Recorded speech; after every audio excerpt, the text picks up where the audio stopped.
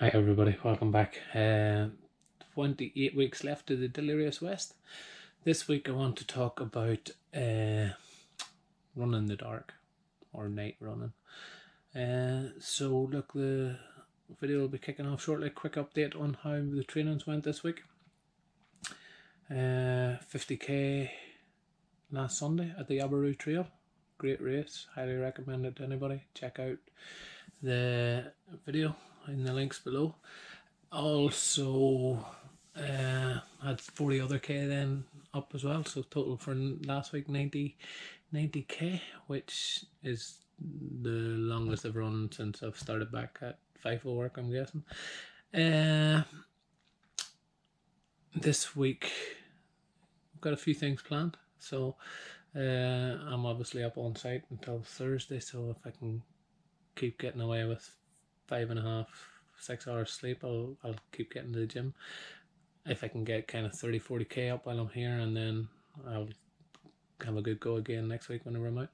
That's the plan. And yeah, so look, thanks for watching. As usual, leave a comment below on your thoughts on the night training and how you go about it, and enjoy the video. Don't forget to hit subscribe. Cheers. My thoughts on night running, when the best time to start night running. Let's assume that everybody's done a little bit of night running, whether it's bits here and there. If you haven't done any night running, I would say you definitely want to be starting to get trained and used to it now. We're 28 weeks out from the Delirious West, so if it's that race that you're doing the night running for, I would definitely start training now, introducing some night running. If you aren't doing the Delirious West and you're training for other things, certainly most kind of distances over 50k, you're going to need some sort of night running's going to be involved, so it does no harm to get used to it at all. As I say, kind of 100 hours it took me last year for the Delirious West, so I had pretty much 3 nights, I think it was, of running through the night. The last night was running through the night on my own as well, so maybe even 4, but I know I'd spent 1 night running through the night on my own, so getting used to it and being comfortable is key. I have to say, it's not my kind of first race, but I do remember whenever I trained for my first 100 miler, night running was a little bit strange to me, especially in the bush. I used to run around around the kind of built up areas with lights and stuff like that at night, but it's totally different obviously whenever you're out in the middle of the bush in the middle of nowhere. So I suppose this video is just about getting a few clips or getting a few ideas on how to make it easier. And certainly one of the best ways to start off night running is if you can do it with a group of friends on the trails. It definitely will help you feel not as alone out there. So my kind of recommendations is find a few people that might potentially be doing the same race as you, or just going out to do a different race but are going to be training through the night, and get out there and do it with them. It'll definitely make it easier. Another good way to start off night running is kind of early mornings on the trails. So maybe an hour before the sun comes up, head off early and get an hour in while it's dark, or last thing in the evening, maybe the last thing before you go out on the trails. You certainly would be worthwhile doing that, run for an hour into daylight and then going through into the night, making sure you've got your head torch and supplies with you, and then doing an hour in the dark is a good way to start building into it. But there's no doubt you're going to have to get out there and run in the dark, and depending on whether you are pacing or have pacers with you will depend on just how much you probably need to be practicing in the dark.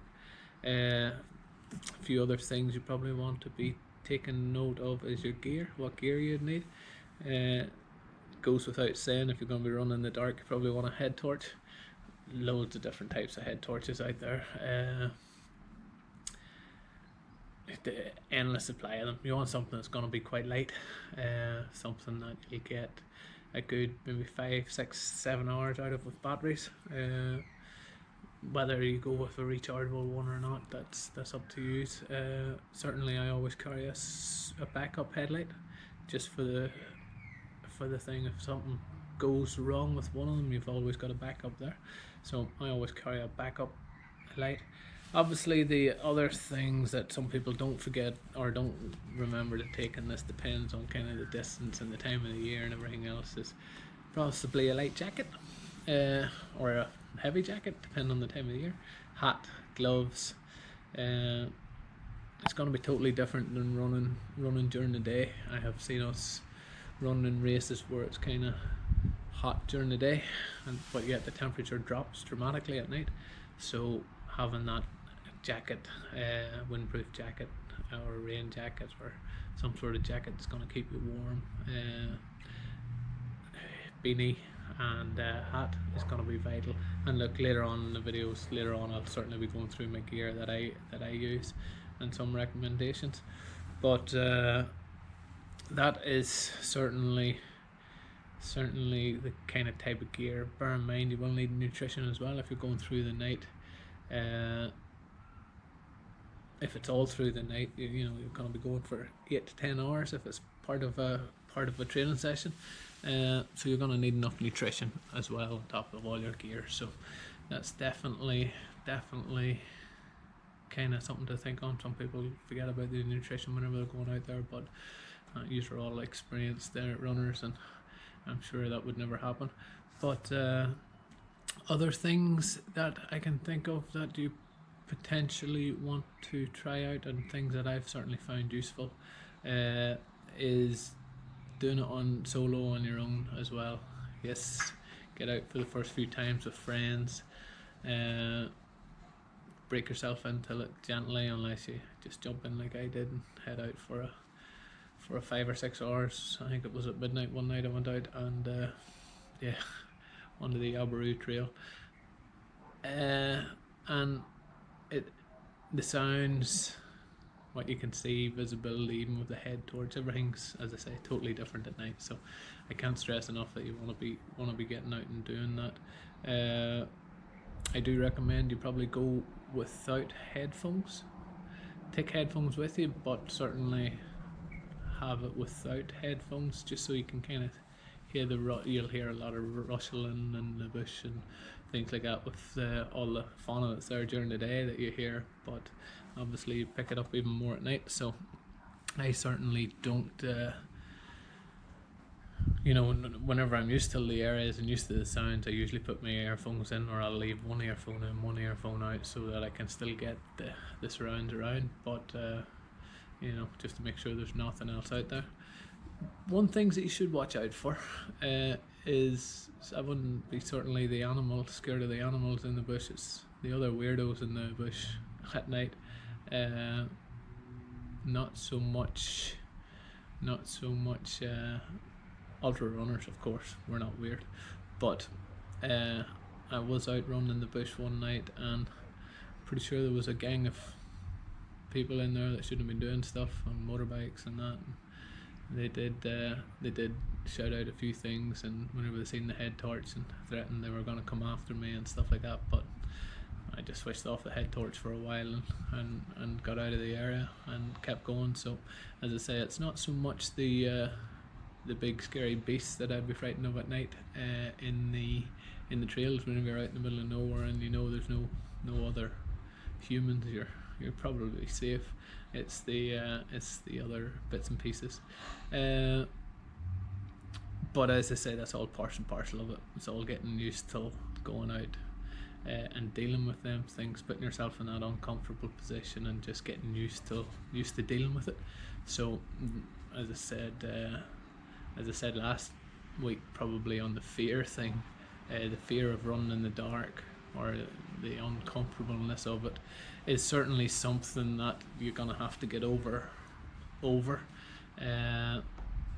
Now, as I say, you've got a few ways of doing that, and if you're lucky enough to have a few people that'll run with you during all the night stations on the Delirious West, you're sorted. You probably don't have to worry about it so much. You can get your pacers in and that there. But even for the footing, what you can see at night, I would get your pacers out with you and start training on that if you're not doing it solo. So it's highly worth recommending doing that. The other thing I would say is the type of terrain that you want to be training on should mimic the trail that you're going to be doing in the race. So for us in the Delirious West, I know there'll be the usual things they'll kind of avoid during the night, the like of roots, soft sand, small trails, narrow trails, sand dunes, things like that there. So they're all the things that I'll try and pick on my night training course. Obviously I can't drive down to the course all the time, it's just too far away, but certainly there are the things that I try to mimic whenever I'm picking courses out close by, so that I get that same sensation. Because as I say, even running up a sand dune at night as opposed to running up a sand dune during the day, it's a different sensation. It's a different feeling. You can only see so much of the sand dune at once with your light, and you know you're not getting that big picture from away. So it's well worth doing and well worth getting used to that. So yeah, that's kind of my thoughts on night training. You do know that it's something you need to do. Don't need to do an awful lot of it. As I say, once you can feel comfortable running at night, is there any point in doing it every week? Probably not. Is it something you should do probably 5 or 6 times before the race? Yeah, definitely. And if you're doing the like of 100-mile race, or you know, a couple of stage races or that, chances are you will get some run at night in them races, so you might not even have to do any solo runs. Myself and a few people have planned to go out on the 9th of August, Friday the 9th of August, and we're just going to head out, do probably 17 hours all up. A lot of hiking, not so much running, a little bit of running. There will be different paces and of people that's there that run at different paces. So what we'll do is we'll go out, the kind of fastest ones will just continuously loop back for the slower ones, and we'll never be too far away. But it's more so about 2 goals for that night is kind of time on the feet, hiking. If we're going out for 17 hours, I'll be carrying pretty much everything I need for that 17 hours, so you've got that extra weight in the backpack, an extra bit of strength in that as well. So that's my kind of going to be my first training session. There will be more coming up over the next few weeks and months, but certainly that's the one planned. It should be a good night, and I hope you've got something penciled in for yours and thinking ahead for that. So look, as usual, leave a comment below. Let me know your thoughts on your night work.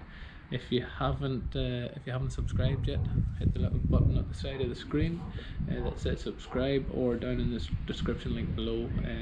Click on that. Don't forget to hit the little bell to remind you whenever a new video comes out. And I really do appreciate you watching. And I hope you have found something useful out of this. As I say, let me know your thoughts on training, and I hope it's all going well. So till the next time.